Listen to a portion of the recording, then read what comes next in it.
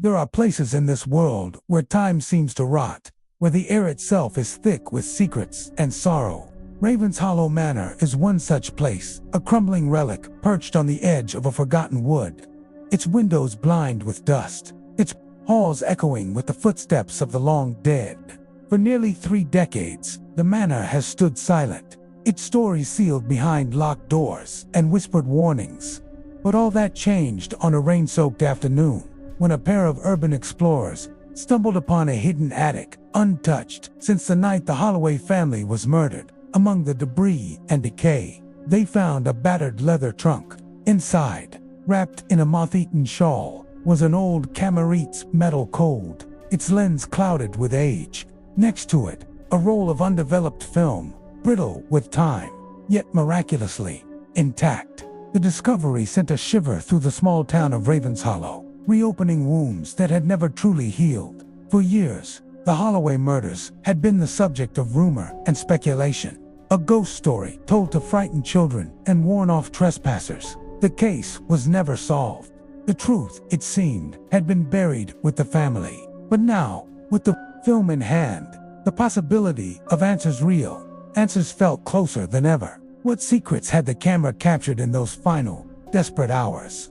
What horrors might be revealed when the images were finally brought to light?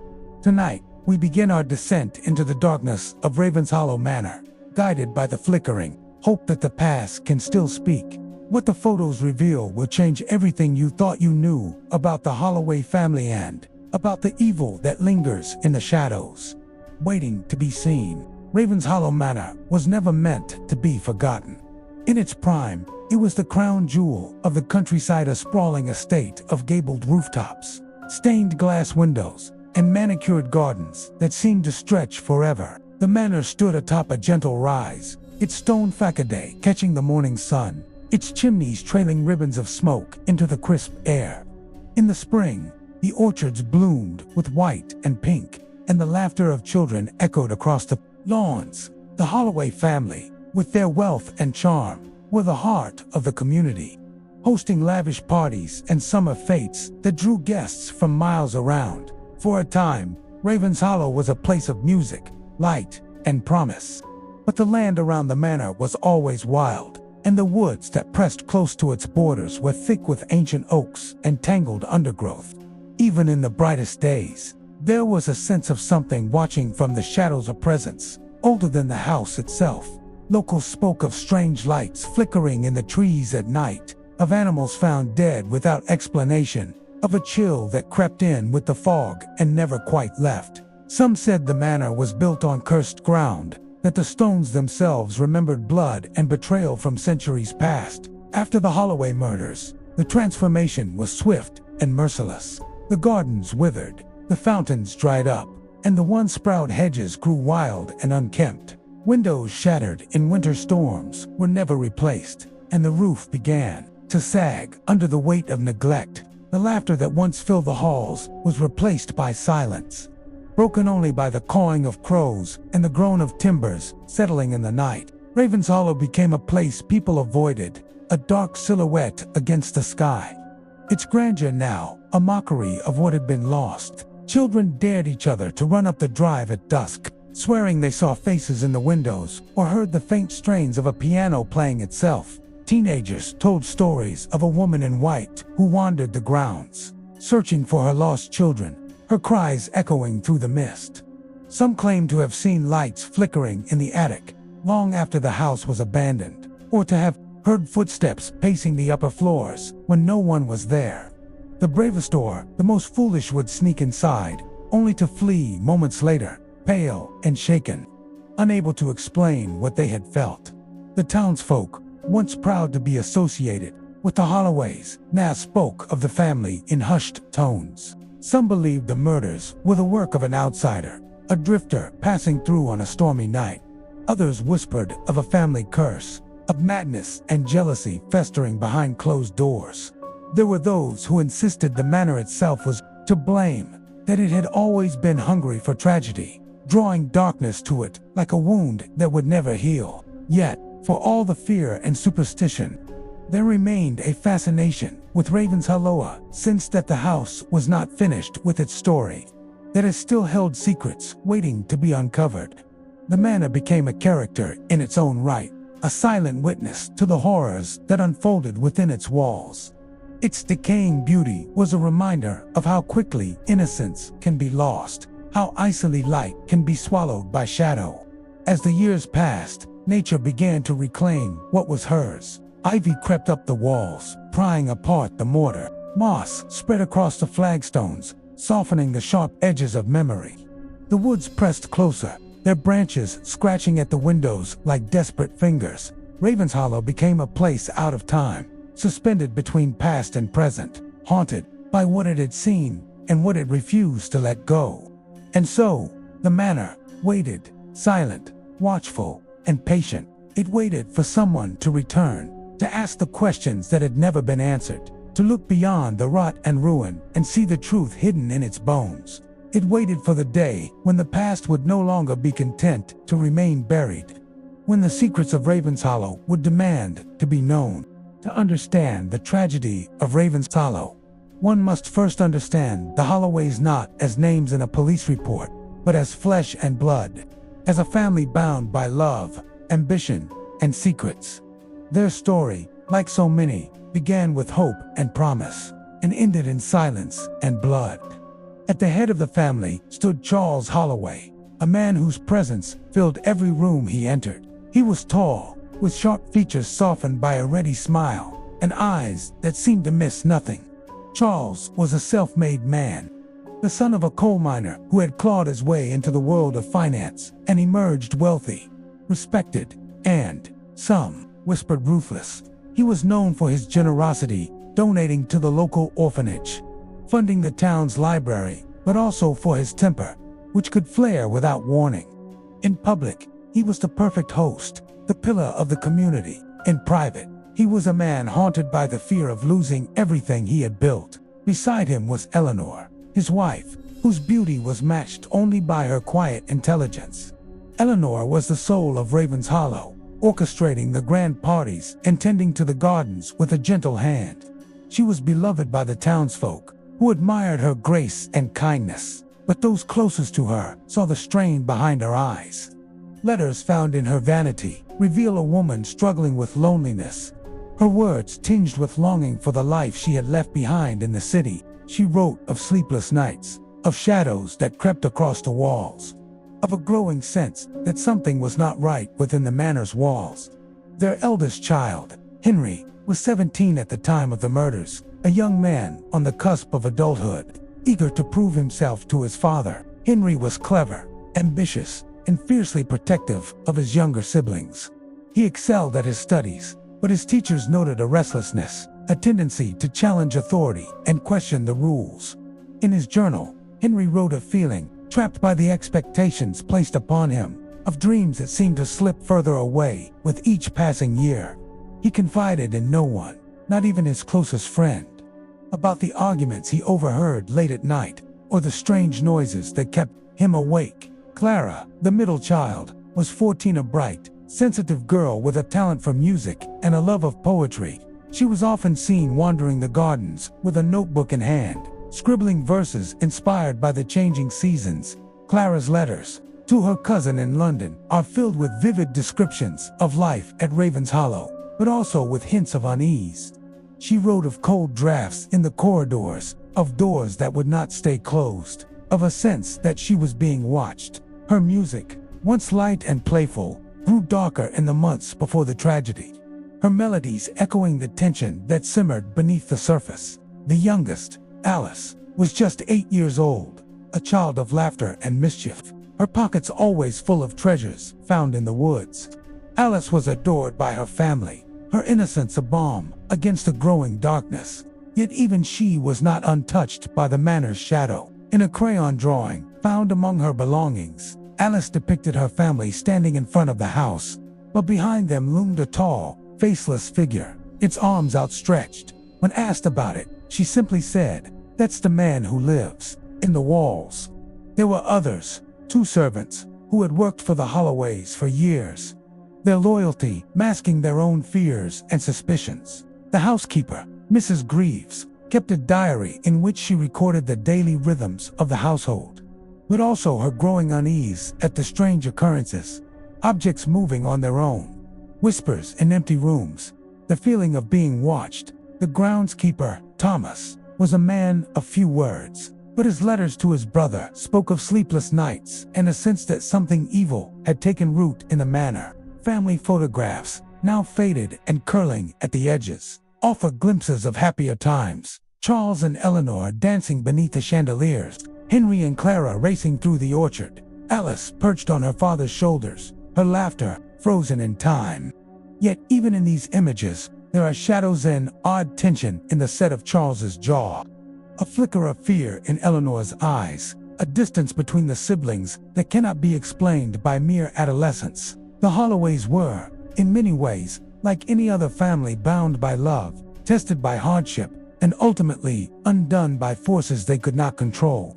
But beneath the surface, there were fractured secrets whispered in the dark, resentments left to fester, fears that grew with each passing night. The letters and photographs left behind are more than relics. They are windows into the soul of a family teetering on the edge, their smiles hiding the storm that was about to break. As we turn these pages and study these faces, we are reminded that tragedy does not strike at random. It finds the cracks, the weaknesses, the places where love and fear are most tightly entwined. The Holloways were not monsters, nor were they saints. They were simply human, fragile, hopeful, and, in the end, unprepared for the darkness that would claim them all. The night the Holloways died began like any other, or so the official reports would later claim. It was late October, the air sharp with the promise of frost, and a heavy fog had rolled in from the woods, swallowing the manor in a pale, shifting shroud. The housekeeper, Mrs. Greaves, would later recall the way the mist pressed against the windows, blurring the world outside until it felt as if the manor were adrift, cut off from everything but its own secrets. According to the police timeline, the family gathered for dinner at 7. The table was set with Eleanor's best china, the silver polished to a mirror shine. Charles presided at the head, his mood unusually tense, while Eleanor picked at her food, her gaze distant. Henry and Clara exchanged whispered words, their faces tight with worry, and Alice, restless, fidgeted in her seat. The servants moved quietly through the room, their eyes averted, as if sensing the storm that was about to break. At 8:30, the family retired to the drawing room. The fire was lit, casting long shadows across the walls, and Clara played a somber melody on the piano. The music, Mrs. Greaves would later say, seemed to echo through the house, lingering in the corridors long after the last note had faded. Thomas, the groundskeeper, reported seeing a light flicker in the attic window, a detail dismissed by the police as a trick of the fog, but one that would haunt him for years. By 9, the house had settled into uneasy silence. The servants retreated to their quarters, and the Holloways dispersed to their rooms. It was then, sometime between 9 and midnight, that the peace was shattered. Neighbors would later testify to hearing a scream high-thin and quickly cut off, followed by the sound of breaking glass. A dog barked in the distance, then nothing but the wind and the steady drip of rain from the eaves. The first officer on the scene, Constable Merrick, described the manor as eerily still.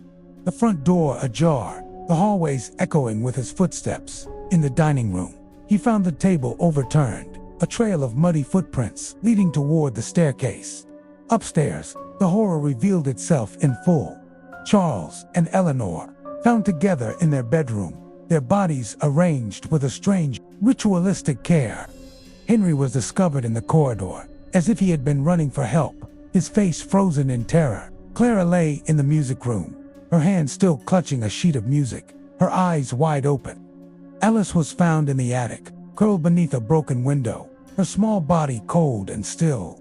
The crime scene was a puzzle of contradictions. There were no signs of forced entry, yet the house was in disarray.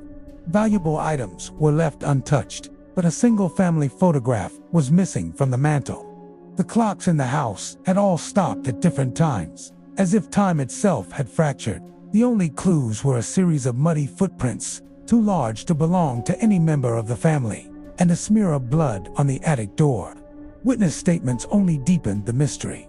Mrs. Greaves insisted she heard voices arguing in the hall, voices she did not recognize. Thomas swore he saw a shadow moving through the orchard, though no footprints were found outside.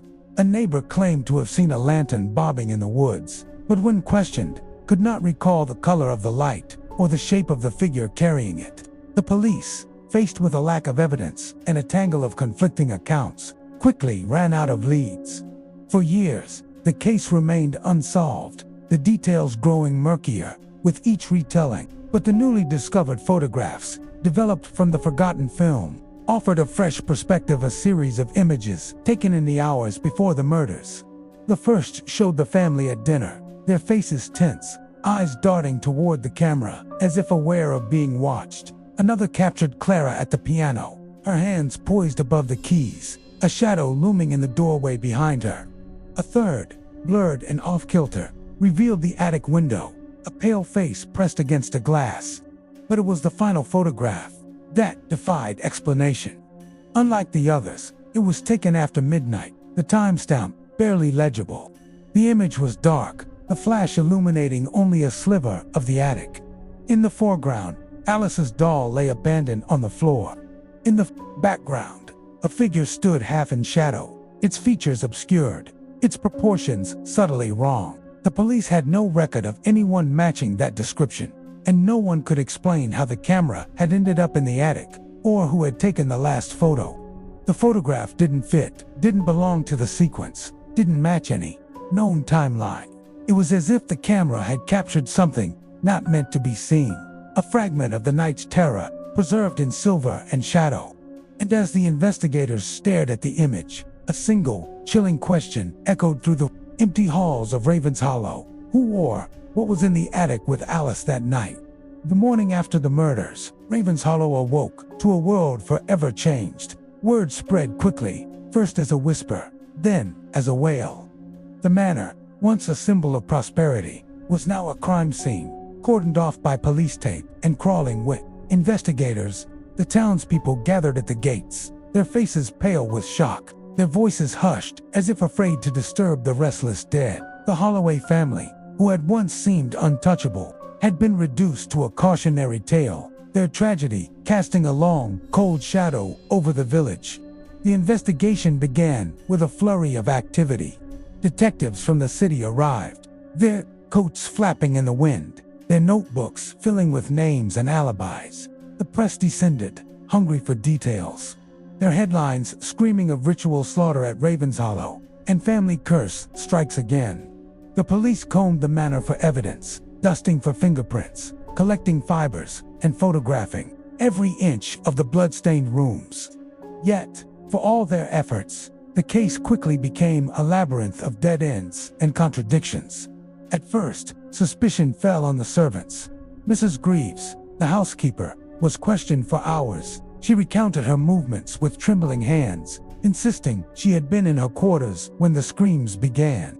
Her diary, seized as evidence, revealed her growing fear of the family's unraveling, but nothing to suggest she was capable of violence. Thomas, the groundskeeper, was next. His boots matched the muddy prints in the hall, but he had an alibi. He'd been in the stables, tending to a sick horse, a fact corroborated by the stable boy. Still, the police pressed him, their questions circling back to his letters about evil in the house.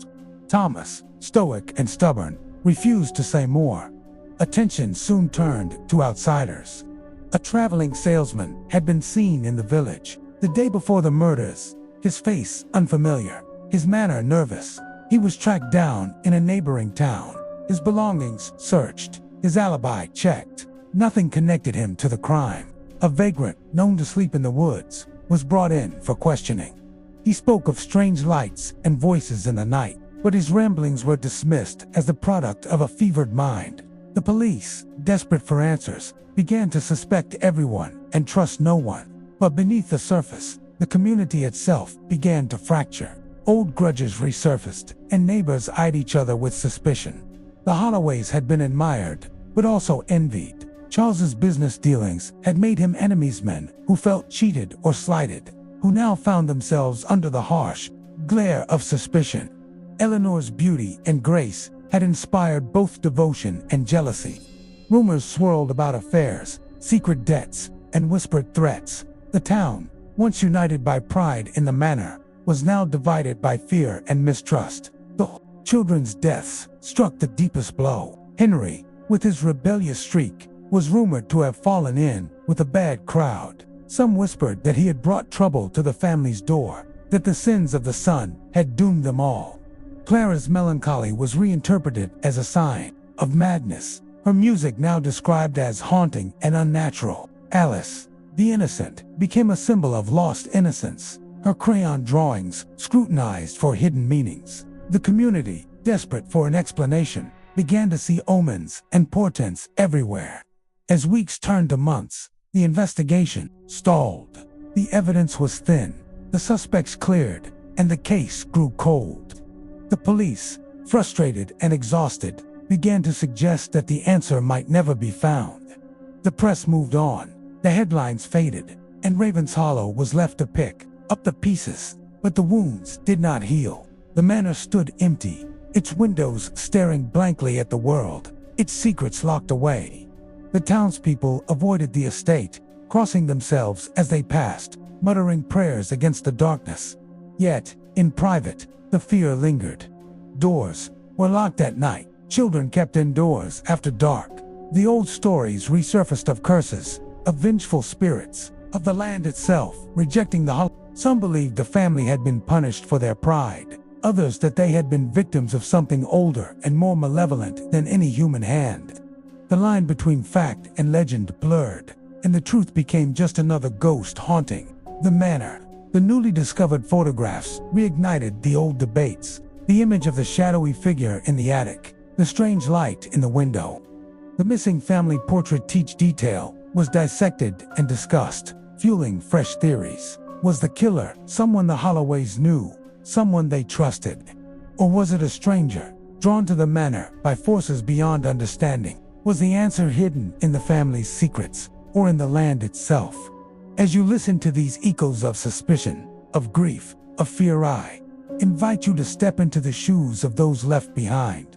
Imagine the weight of not knowing, the burden of suspicion, the terror of realizing that evil can wear any face. Who do you think was the real killer? Was it a person, driven by jealousy or rage? Or was it something else, something that had always been waiting in the shadows of Ravenshollow Manor? Share your thoughts in the comments below, and let the debate begin. For in mysteries like this, the truth is never simple, and the echoes of suspicion may never truly fade. The photographs, once developed, became more than mere evidence. They were windows into the final hours of the Holloway family. Each image a fragment of a story that refused to be told in full.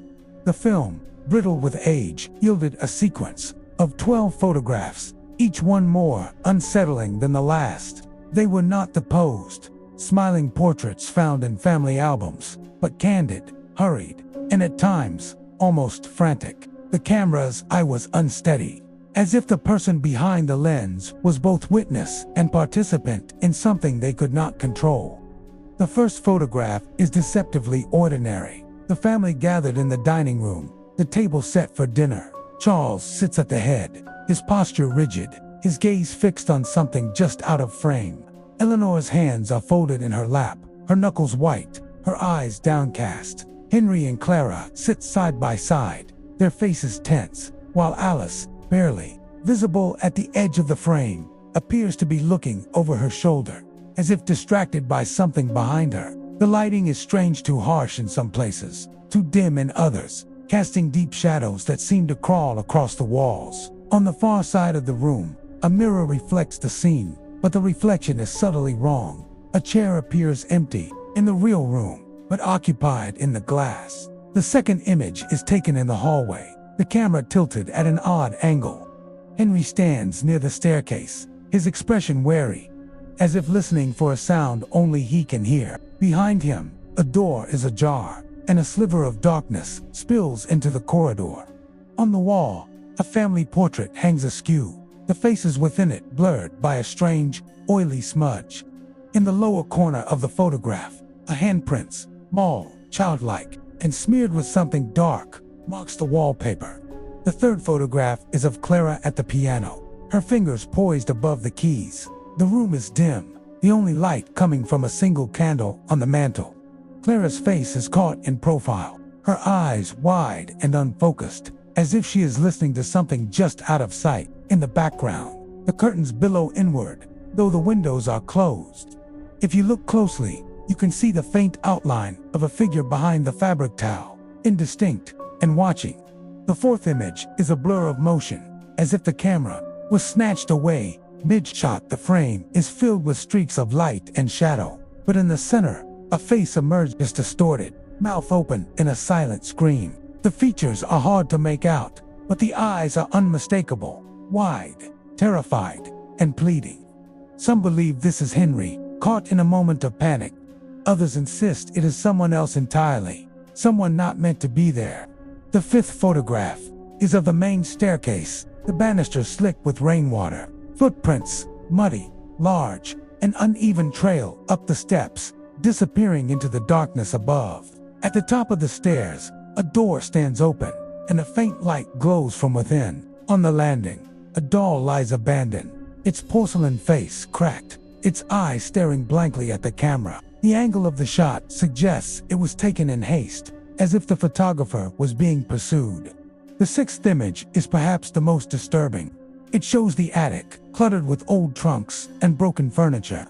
Alice stands in the center, her back to the camera, her head tilted as if listening to a voice only she can hear.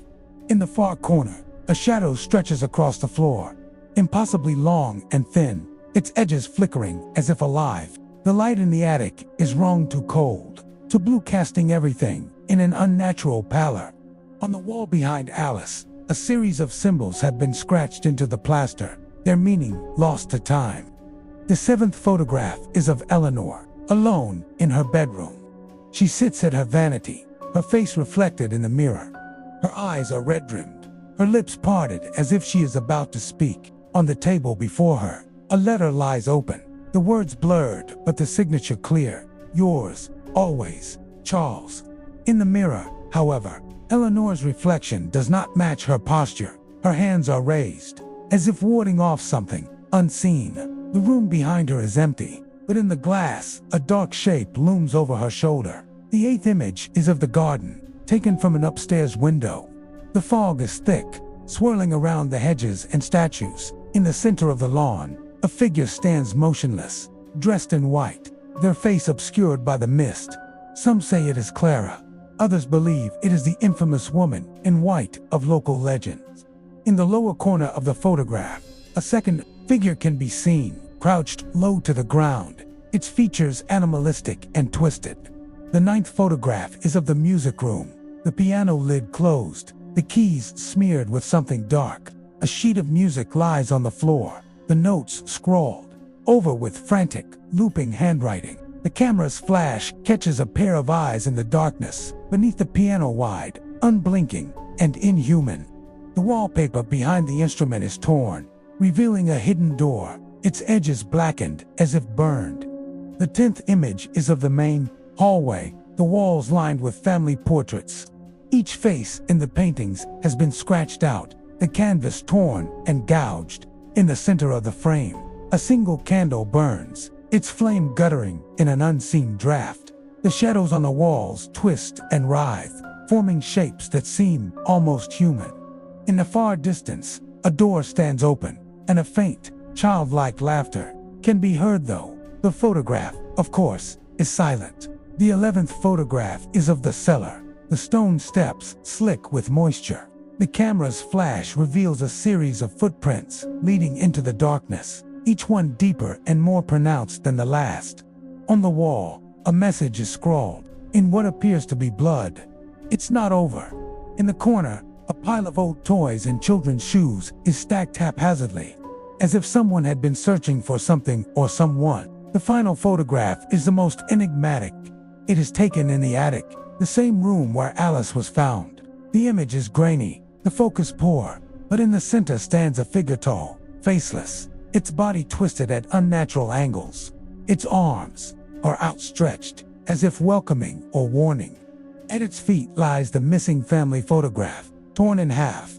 The light in the room is strange, casting no shadows, and the air seems to shimmer with a heat that does not belong. In the lower corner, a reflection in a broken mirror shows a second figure, smaller, clutching a doll. Each photograph raises more questions than it answers. Who took these images? Why do the reflections not match reality? What is lurking in the background of these scenes? Something human, or something else entirely? The clues are there, hidden, in plain sight, waiting for someone to piece them together. As you study these images, ask yourself, what truths are hidden in the shadows? And what horrors might be revealed if you dare to look too closely? In the years that followed the Holloway murders, Ravenshollow Manor became more than a ruin. It became a wound, festering at the heart of the community. The tragedy did not simply end with the closing of the case files or the lowering of the family's coffins into the earth. Instead, it seeped into the soil, the air, and the minds of those who remained. The manor's legacy was not just one of blood, but of fear, suspicion, and a slow, creeping madness that touched everyone who dared to remember. For the survivors, those who had worked in the house, those who had called the Holloways friends, and even those who had only glimpsed the family from afar, the aftermath was a waking nightmare. Mrs. Greaves, the housekeeper, never returned to the manor. She moved in with her sister in a neighboring village.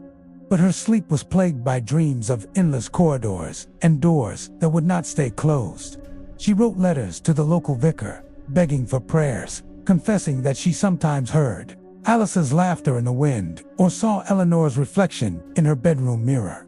Her mind, once sharp and orderly, became a maze of guilt and dread. Thomas, the groundskeeper, fared no better. He stayed on the estate for a time, tending the overgrown gardens and keeping the gates locked. But the silence of the empty house gnawed at him. He began to drink, his letters growing more erratic, filled with ramblings about shadows moving in the orchard and voices whispering from the well. He claimed the land itself was cursed, that the roots of the old oaks had grown twisted and black, feeding on the sorrow of the dead. Eventually, Thomas vanished, leaving behind only a set of muddy boots and a half-finished bottle of whiskey. The townspeople, too, were changed. The children, who had once played in the manor's gardens, now crossed the street to avoid its gates. Parents warned their sons and daughters to stay away, spinning tales of ghosts and vengeful spirits to keep them safe. The local priest held special services, blessing the grounds and sprinkling holy water on the manor's threshold. But even he admitted, in private, that the place felt wrong. The church bells tolled for the Holloways, but the sound was thin and hollow, as if the air itself resisted the call to prayer. As the years passed, the line between memory and myth began to blur. Some insisted the murders were the work of a madman, a human monster driven by jealousy or greed. They pointed to the evidence, the muddy footprints, the missing photograph, the strange symbols scratched into the attic. Walland argued that every horror had a rational explanation, if only one looked hard enough. The police, eager to close the case, supported this view, dismissing the more outlandish rumors as the product of grief and fear. But others were not so sure. The photographs, with their impossible reflections and shadowy figures, became objects of obsession. Some saw in them proof of the supernatural, a curse, a haunting, or something older and darker than either. The stories grew with each retelling. The woman in white who wandered the grounds, the faceless man who watched from the attic window, the laughter of children echoing through the empty halls. The manor became a magnet for thrill-seekers and amateur ghost hunters, each hoping to glimpse the other side. Some returned with nothing but stories. Others returned changed, their eyes haunted, their sleep broken by nightmares. The psychological toll was not limited to those who had known the Holloways. The entire town seemed to buckle under the weight of the tragedy. Businesses closed, families moved away, and the once thriving community became a place of empty houses and shuttered windows. The local school reported a rise in anxiety and night terrors among the children, many of whom drew pictures of the manor with black crayon, filling the windows with staring eyes. The doctor, once a skeptic, began prescribing sleeping pills and sedatives to patients who claimed to hear voices or see figures in the fog. Yet, for all the fear and madness, there was also a strange sense of empathy, recognition that the darkness at Ravenshollow was not just a story, but a shared wound. The townspeople, divided by suspicion in the immediate aftermath, slowly came together in their grief. They held vigils on the anniversary of the murders, lighting candles at the manor gates and leaving flowers on the steps. They spoke of the Holloways with a mixture of sorrow and reverence, as if by remembering the family, they could keep the darkness at bay. Still, the question lingered: was the evil at Ravenshollow born of human hands, or was it something older, something that had always been waiting in the shadows? The rationalists clung to their explanations, but even they could not explain the sense of dread that clung to the manor. The way the air grew cold and heavy near its walls, or the way the birds fell silent when passing overhead. The supernaturalists, for their part, found validation in every unexplained creak, every flicker of light, every photograph that seemed to show more than it should. In the end, the legacy of Ravenshollow was not just the loss of a family, but the unraveling of certainty itself. The manor became a mirror, reflecting the fears and hopes of all who gazed upon it. For some, it was a warning, a reminder that evil can take root anywhere, that the line between sanity and madness is thinner than we care to admit. For others, it was a mystery, a puzzle that demanded to be solved, no matter the cost. And so, Ravenshollow Manor endures, its windows dark, its halls empty, its secrets intact. The madness that began with the Holloways has become part of the land, woven into the fabric of the town's memory. Whether the evil was ever truly vanquished, or merely biding its time, is a question that haunts Ravenshollow still. For, in places touched by tragedy, the past is never truly past, and the descent into madness is never far behind. For weeks, the photographs sat on the investigator's desk, studied and restudied, their secrets refusing to yield.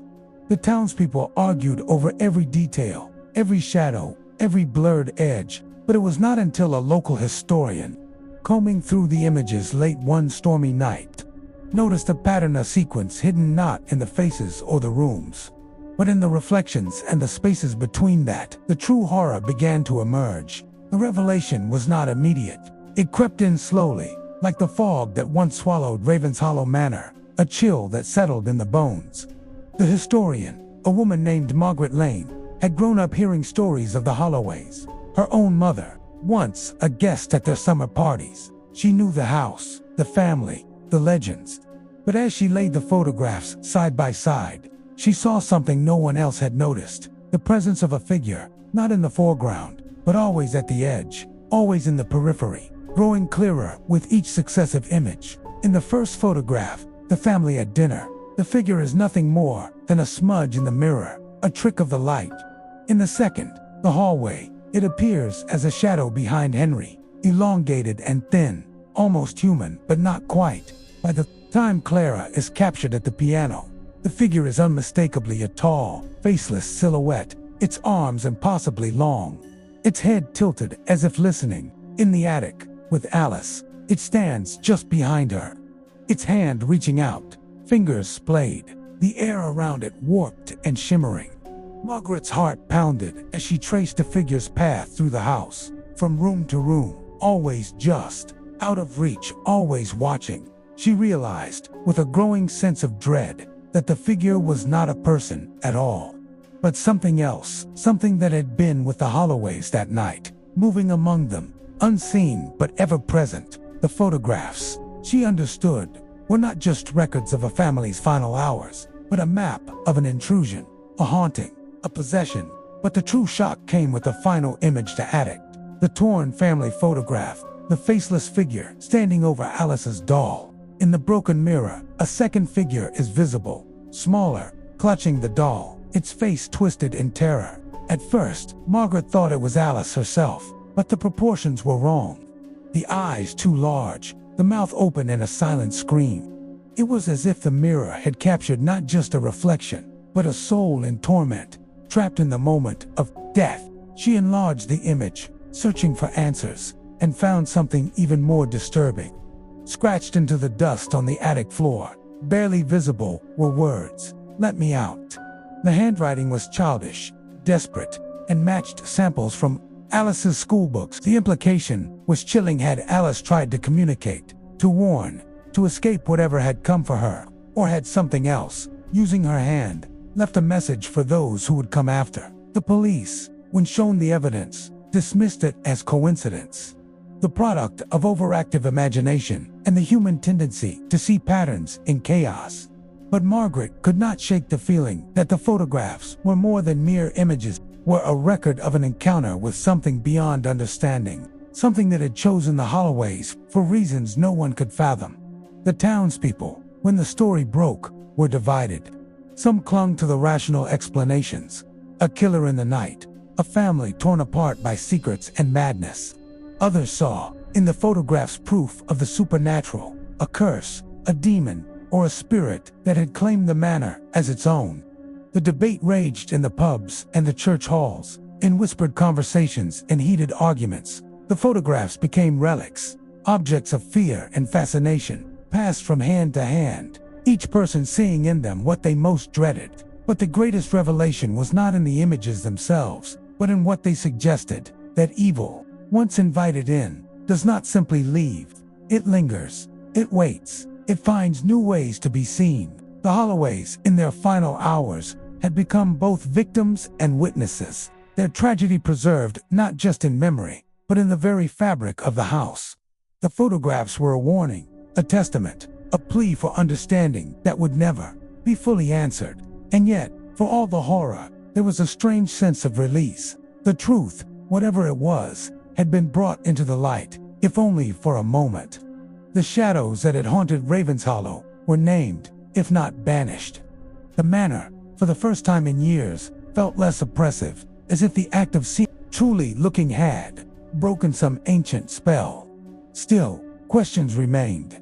Who, or what, was the faceless figure?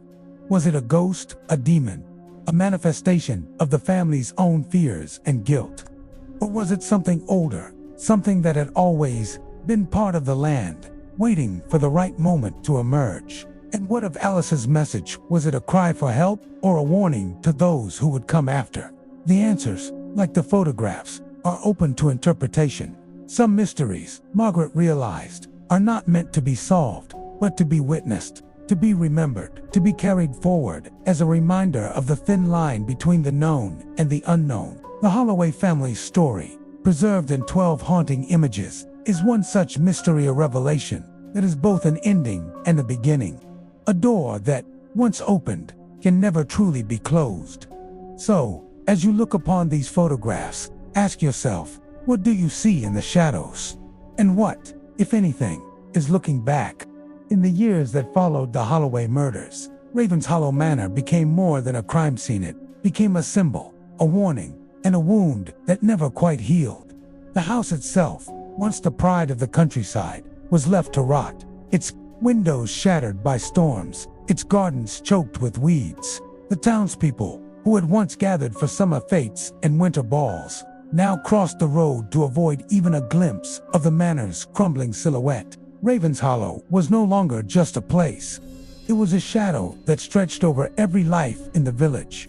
The trauma of that night lingered, not just in the empty rooms of the manor, but in the hearts and minds of those who survived. Children who had played with Alice Holloway grew up with nightmares, their dreams haunted by faceless figures and endless corridors. Parents whispered warnings about the dangers of curiosity, about the price of secrets left to fester. The schoolteacher, who had once praised Clara's poetry, found herself unable to enter the music room without shivering. Even the priest, who had blessed the manor's threshold, confessed to feeling watched whenever he passed the gates. The Holloway legacy, once a source of pride, became a burden.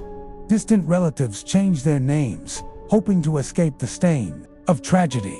The family's fortune, tied up in legal battles and rumors of a curse, dwindled away. The manor itself was put up for sale countless times, but no one stayed for long. Tenants reported strange noises, cold spots, and the feeling of being watched. Some claimed to see a woman in white drifting through the gardens, or a child's laughter echoing in the halls. Others spoke of dreams so vivid they woke with bruises, scratches, or the taste of blood in their mouths. The town, too, was changed. Businesses closed, families moved away, and the once thriving community became a place of empty houses and shuttered windows. The story of the Holloways became a cautionary tale, told to frighten children and warn off outsiders. Yet, for all the fear, there was also a strange fascination. The manor drew ghost hunters, journalists, and thrill seekers, each hoping to glimpse the other side. Some left disappointed, others left shaken, and a few never spoke of what they saw. But perhaps the most lasting consequence was the way the mystery refused to die. The photographs, with their impossible shadows and chilling reflections, became objects of obsession. Theories multiplied. Was the killer a jealous lover, a vengeful spirit, or something older and darker? Was the manor cursed, or was it simply a place where human darkness had been allowed to flourish? The debate raged in pubs and living rooms, in online forums and whispered conversations. Each new generation found its own meaning in the tragedy, its own explanation for the evil that had taken root at Ravenshollow. Memory, it seemed, was as much a curse as the manor itself. The past could not be buried, no matter how hard the town tried. The Holloway story became a mirror, reflecting the fears and hopes of all who heard it. For some, it was a warning about the dangers of pride and secrecy. For others, it was proof that some places are simply wrong, that evil can linger long after the last scream has faded. And yet, in the midst of all this darkness, there was a strange sense of community. The townspeople, divided by suspicion in the aftermath, slowly came together in their grief. They held vigils on the anniversary of the murders, lighting candles at the manor gates and leaving flowers on the steps. They spoke of the Holloways with a mixture of sorrow and reverence, as if by remembering the family, they could keep the darkness at bay. But the questions remain, as sharp and unsettling as ever. What really happened that night? Was it madness, malice, or something supernatural? Can a place truly be cursed, or is it the weight of memory that haunts us most? If you've ever visited a place that felt haunted by tragedy, or if you have your own theory about what happened at Ravenshollow, share your story in the comments below. Sometimes, the only way to break a curse is to speak its name, to bring the shadows into the light. And sometimes, the greatest mysteries are the ones that refuse to be solved, lingering on the edge of memory, waiting for someone brave enough to look back. As the dust settles on the story of Ravenshollow Manor, we are left with more questions than answers. The photographs, those silent witnesses, have shown us glimpses of a night lost to time, moments of fear, of love, of something unexplainable, moving just beyond the edge of reason. But what do they truly reveal? Are they proof of a haunting, or simply the desperate attempts of a family to hold on to each other as their world unraveled? Can a photograph capture a soul, or only a shadow? History is a fragile thing, built from fragments and memories, each one colored by fear, hope, and the need to make sense of the senseless. The truth, if it exists at all, is slippery, shifting with every retelling, every new theory, every pair of eyes that dares to look too closely. Perhaps the real horror of Ravenshollow is not the murders themselves, but the way the mystery endures, refusing to be pinned down or explained away. Evil, after all, is rarely a single act. It is a presence, a shadow that grows in the cracks of our understanding. We are drawn to stories like this because they force us to confront the unknown. They remind us that beneath the surface of every family, every town, every photograph, there are secrets waiting to be uncovered. Sometimes, what remains unseen is more powerful than anything we can name. Sometimes, the act of looking, of asking, of remembering, is the only way to keep the darkness at bay. So, what do you believe? Was Ravenshollow Manor cursed by something supernatural, or by the weight of its own secrets? Can evil be captured on film, or does it live in the spaces between, in the things we cannot see or refuse to acknowledge? Have you ever felt the presence of something unseen, a chill in the air, a whisper in the dark? Share your thoughts. your stories, your questions in the comments below. Let's keep the conversation alive, for in the end, it is our curiosity, willingness to look into the shadows that gives these stories their power. And perhaps, just perhaps, that is what truly remains unseen. Thank you for joining me on this journey into the heart of Ravenshollow Manor, place where history, memory, and darkness intertwine. The story of the Holloway family is one that lingers, refusing to be forgotten, and I hope tonight's exploration has left you with chills, questions, and perhaps a new way of seeing the shadows in your own world. If you think you've solved the Holloway mystery, let us know your theory in the comments below. Was it a crime of passion, a curse, or something that defies explanation? Your insights and debates are what keep these stories alive, and I can't wait to read what you uncover. And if you've ever encountered a place that felt haunted by its past, or have your own tale of the unexplained, share it with our community. After all, the bravest among us are those willing to look into the darkness and speak its name. Don't forget to subscribe and turn on notifications so you never miss another descent into the unknown. Next time, we'll be unraveling the secrets of a forgotten asylum, where the line between madness and reality was blurred by the very walls meant to protect. Trust me, you won't want to miss what we uncover there. Until then, remember, some doors should never be opened, and some mysteries are best left unsolved. But for those who can't resist the call of the unknown, the next story is always waiting just beyond the edge of the light.